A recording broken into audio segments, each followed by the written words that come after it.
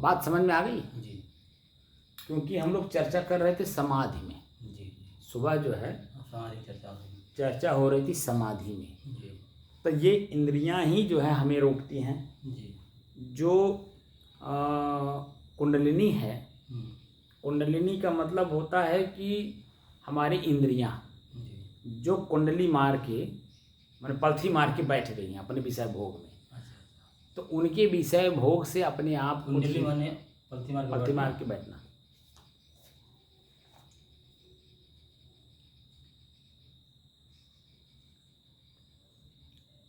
अरे कहना नहीं का हो, व्यंग्यात्मक नहीं बोलते हैं। का हो कुंडली मार के बैठल है, कहते हैं नहीं कहते हैं? बात को सुने हैं कि नहीं सुने हैं? हाँ कुंडली के लिए सुनते थे सर। हाँ सुनते थे लेकिन इसका अर्थ वाला मालूम था कि पलथी मार के बैठना माने होता है। हाँ, पलथी मार के बैठने का मतलब उसी में फिक्स हो जाना। अच्छा।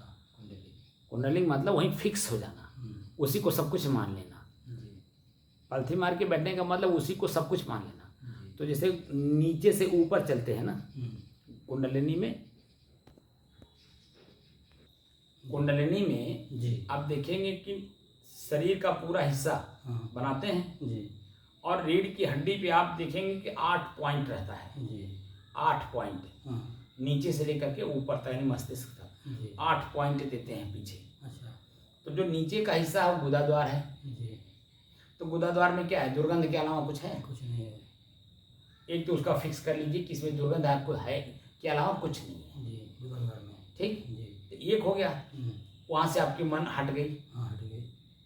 पलथी मार के नहीं बैठेगा। कुंडलिनी मतलब पलथी मार के बैठना है, यानी उसी को फिक्स करना। दूसरा आपका वहीं बगल में ही शिश्नेंद्री है।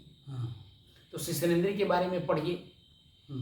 पेशाब निकलता है उसी के रास्ते, गंदगी हो गई है, वो भी गंदगी है। दुर्गंध के अलावा कुछ नहीं आता है। और उसी के रास्ते हमारा वीर्य शक्ति भी निकलता है, जो हमारे अपनी उसी लिंग में जब लपेटता है, लिपटता है, तो घृणा मन में होती है, पूरा शरीर अस्वस्थ कर देता है। और उसकी जो भोग हैं, हल्का सा जो इंद्री है, इंद्री के ऊपरी भाग पे जो चमड़ा है, चमड़ा जो मांस में घर्षण करता है तो हल्का सा गुदगुदी देता है। उस गुदगुदी को पढ़िए। उसके बाद आप देखेंगे गुदगुदी खत्म हो जाती है और मस्तिष्क के पूरे शरीर को मथ करके आपकी वीर्य शक्ति को एक जगह ला करके स्थिर कर देता है। वही जब नस से निकलता है, वीर्य शक्ति जब अपने नस से निकलता है तो हल्का सा महसूस करता है कि सुख मिल रहा है। लेकिन वो निकल जाने के बाद क्या होता है? पश्चाताप, आत्मग्लानि, दुख और घृणा। पूरा शरीर अस्वस्थ है। कोई अच्छा काम करने का मन नहीं करता है, कुछ अच्छा खाने का मन नहीं करता है, कुछ बोलने का मन नहीं करता है, न सुनने का मन करता है, सिर्फ आलस आती है। बस सुस्त रहेगा, पूरा शरीर सुस्त रहेगा, यानी वीर्य शक्ति आपकी बाहर हो गई। तो वो जो पॉइंट है, उस पॉइंट को यथावत जान लेना, तब उसके बाद आपकी क्रिया नहीं होगी, दोबारा क्रिया नहीं होगी। अरे दोबारा क्रिया नहीं होगी तब क्या होगा? तब आप उसे जीत लिए कि नहीं? जी।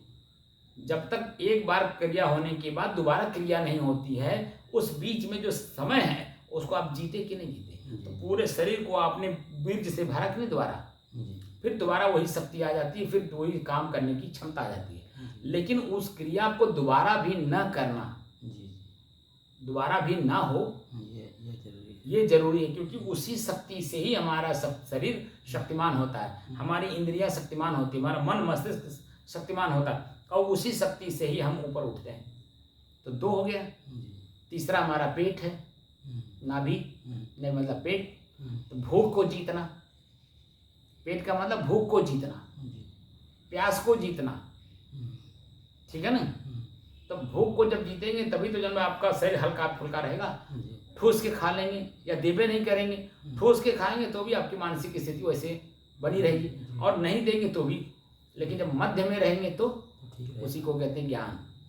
मध्यमार्गी, भोजन देना है लेकिन ठूस के नहीं देना है, कम नहीं देना है, मध्य में देना है। 4 रोटी का भूख है तो 1 रोटी नहीं देना है, 4 की जगह 5 नहीं देना है, बल्कि 1 कम करके 3 देना है।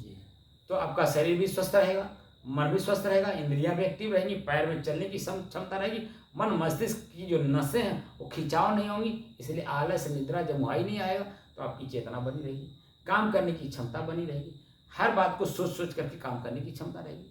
हम लोग करते क्या है, उल्टा करते हैं, या तो मिल गया तो ठूस के खा लेंगे, नहीं मिला तो कोई बात नहीं, मध्यमार्गी रह नहीं पाते। यही हमारा व्यक्तिगत दोष है। ज्ञान में आने का मतलब, ज्ञान का मतलब जानकारी, अपनी ही चीजों को पढ़िए एक बार में, दोबारा वो काम ना होने पाए, दोबारा वो काम करना हो तो उसमें सुधार हो। सुधार का मतलब क्या है कि हमारी चेतना बनी रहे।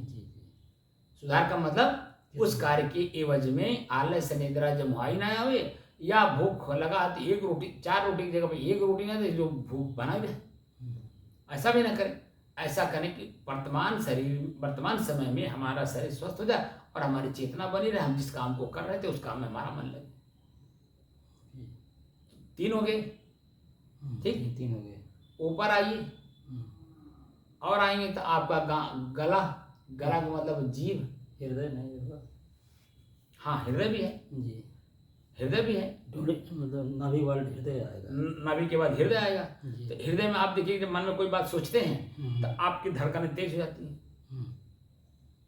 आप कोई ऐसी बात सोच लेते हैं तो आपकी धड़कन तेज हो जाती है, उसको भी पढ़िए कि धड़कन तेज ना होने पर। तो ऐसी चीज हम आंख से नहीं देखेंगे धड़कन बढ़ जाए, ऐसा कान शब्द से नहीं सुनेंगे जो धड़कन बढ़ जाए, ऐसा कार्य नहीं करेंगे जो मेरे मन में भय हो और मेरा धड़कन बढ़े।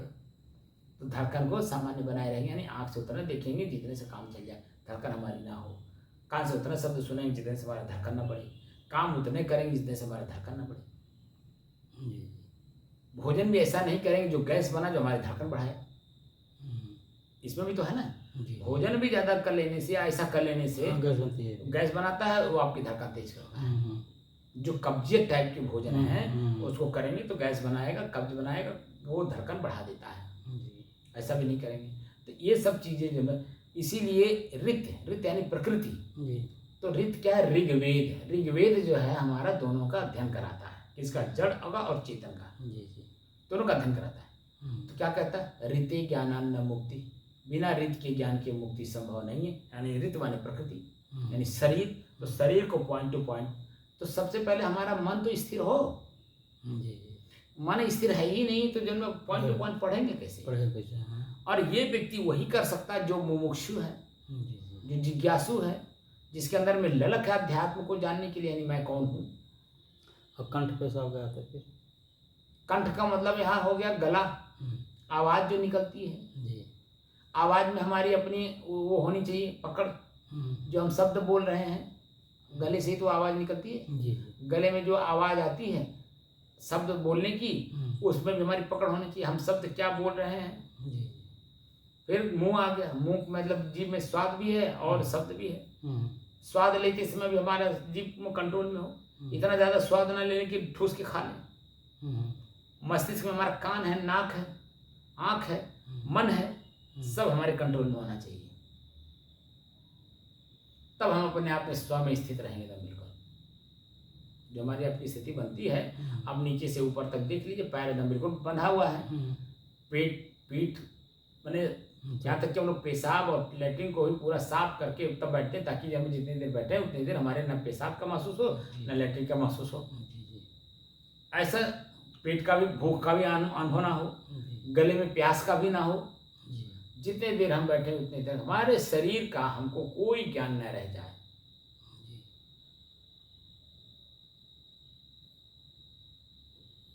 इसमें जब आनंद आने लगता है ना, तो बाहरी कोई चीज देखने का मन नहीं करता है। बिल्कुल सही है। अब पूरी बात समझ गया ना जी। अब बैठा जाए, आधा घंटा बंद कर देंगे। लाइट तो चलने दीजिए, पंखा चला दीजिए।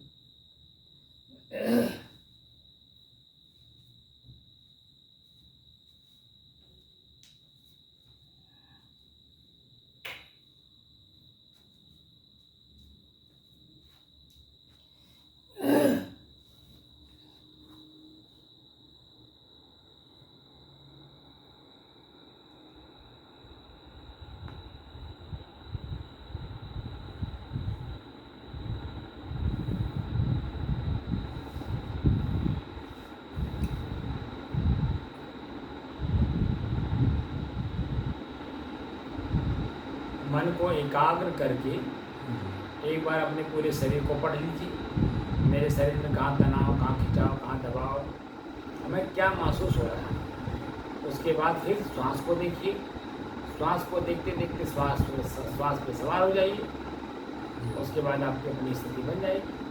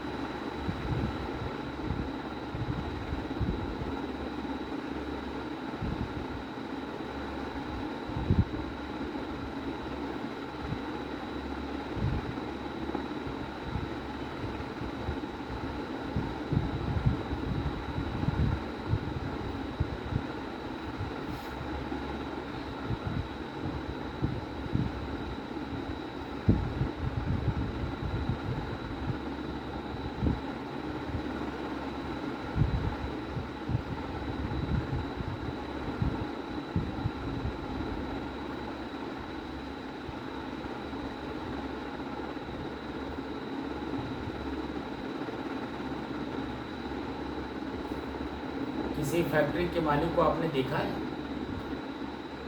जी। किसी फैक्ट्री के मालिक को देखा है?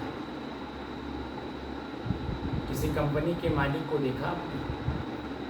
किसी बड़ी दुकान के दुकानदार यानी सेठ को आपने देखा है? हाँ, सेठ को देखा है। वहाँ आप देखिए, दुकानदार यानी सेठ अपने सीट पर एक जगह स्थिर रहता है। जी। उसके जितने भी कर्मचारी यानी नौकर रहते हैं, उनको जानवर वहीं से किसी को बैठने नहीं देता, सब पर नज़र रखता है। तुम ये काम करके आओ, तुम ये सामान ले आओ, ग्राहक आए तुम ये सामान ले आओ, तुम इनको ये सामान निकाल करके ये पर्ची ले लो, सब निकाल सामान निकाल के लाओ। अपनी एक जगह बैठा रहेगा, समझ रहे हैं? तो मैं स्वयं एक जगह पहले स्थिर होइए, उसके बाद सारे इंद्रियों को, आँख, नाक, कान को सबसे काम लीजिए और काम ऐसा लीजिए कि इनका बुराई भी न रह जाए, इनका अच्छाई भी न रह जाए, हमारा काम हो जाए, इनकी जो परिणाम है, फल है, वो उसको मिल जाए। प्रत्येक इंद्रियों का अपना लाभ है, वह रात में अपने स्व में स्व को स्थित करने, यानी आँख बंद हो, कान सुन न रहा हो, मुंह चल न रहा हो, जिभ स्वाद न ले रहा हो, पैर चल न रहा हो, हाथ भी एकदम बिल्कुल स्थिर हो। तो जो बिस्तर पर जो अवस्था है, बिस्तर पर जो अवस्था है, वही अवस्था इन सब की है। यही लाभ हो चाहती है, यानी विश्राम क्या चाहती हैं? विशेष प्रकार से श्रम चाहती है, यानी शांति स्थिति। तो वो शांति स्थिति आपके ऊपर निर्भर करता है कि इनको कैसे आप रखें। बात समझ आए? तो नाथ का मतलब होता है स्वामी, इंद्रिय का मतलब होता है नौकर। ये इंद्रियां हमारी नौकर हैं, हम इनके वशीभूत न हो करके, बल्कि इन्हें हम अपने बस में कर रखे हैं। जब चाहेंगे, जहाँ चाहेंगे, जैसा चाहेंगे, जिस रूप में चाहेंगे, जिसको चाहेंगे, हम इनको प्रयोग करेंगे। समझ आए कि नहीं?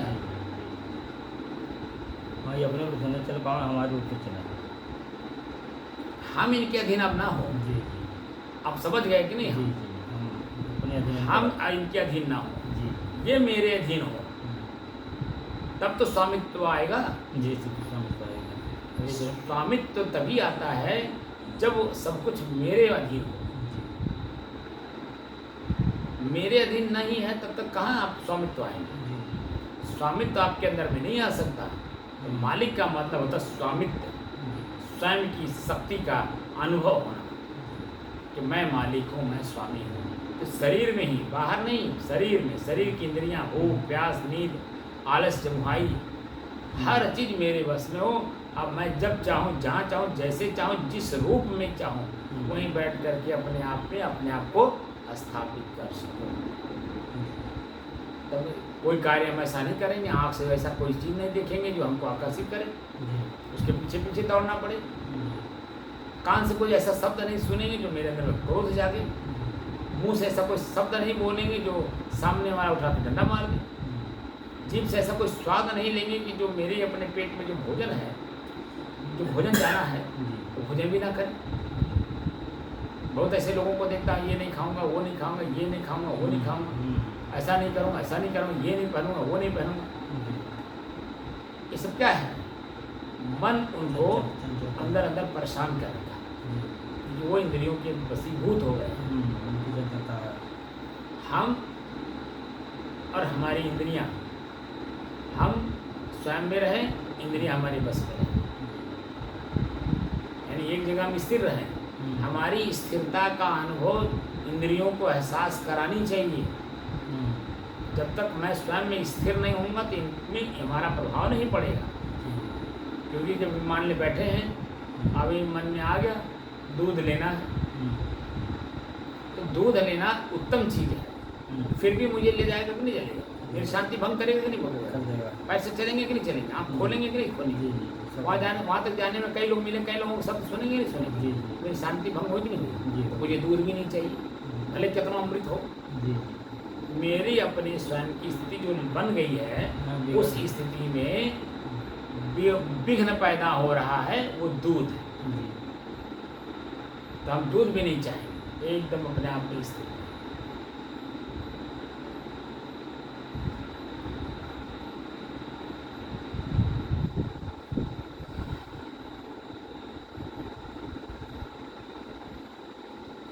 तो गोरखनाथ शब्द का अर्थ जान लिए ना? तो जो गोरखनाथ जी गोरखपुर में हुए हैं, उन्होंने अपनी इंद्रियों को, उनके विषय को, उनके विषय भोग को, सबको अपने बस में कर लिए थे, क्योंकि वो स्वयं के मालिक स्वयं में बन गए थे। इंद्रिय शरीर, इंद्रियों के विषय, उनके भोग, भूख प्यास नींद आलस तुम्हारी सब कुछ को जीत लिए, तब उनका नाम पड़ा था गोरखनाथ। ठीक है ना?